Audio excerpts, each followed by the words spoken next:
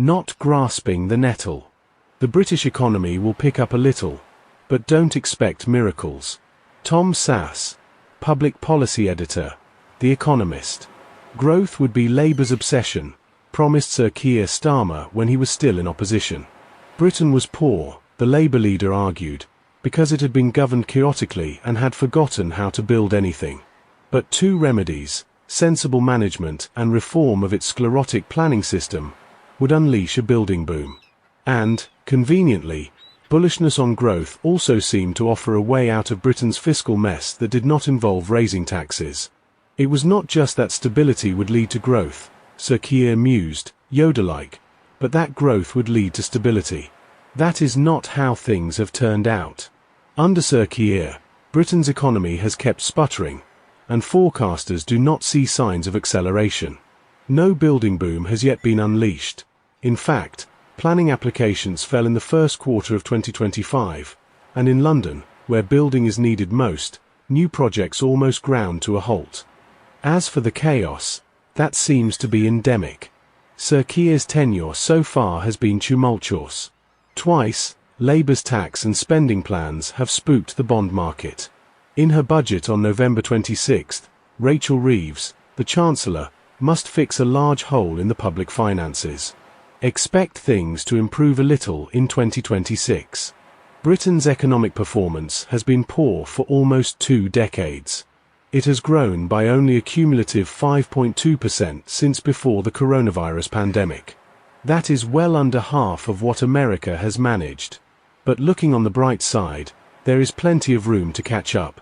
Britain still has strengths, the English language, good universities, and a capable tech and services sector, so it may be well placed to benefit as the world is disrupted by artificial intelligence.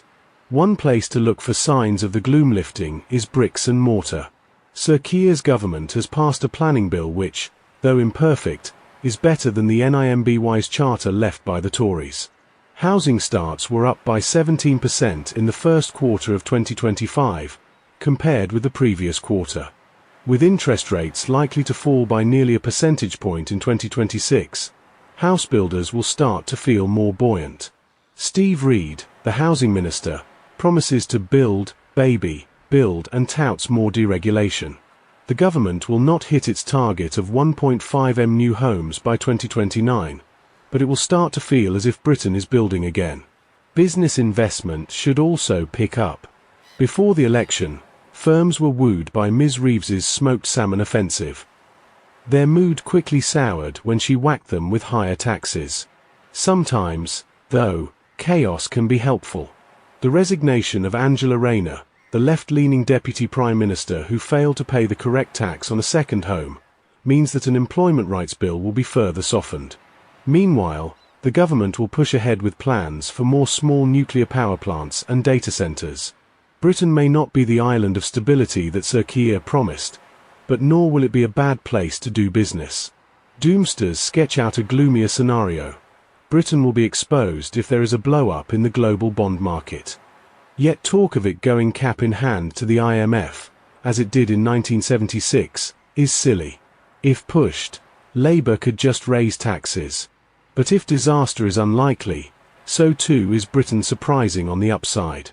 No party has much appetite for the tough reforms that would make its economy more competitive. And with the flag-waving Reform UK leading the polls, the focus of policy innovation will be on devising ways to decrease the number of immigrants and asylum seekers, whatever Sir Keir says about his obsessions.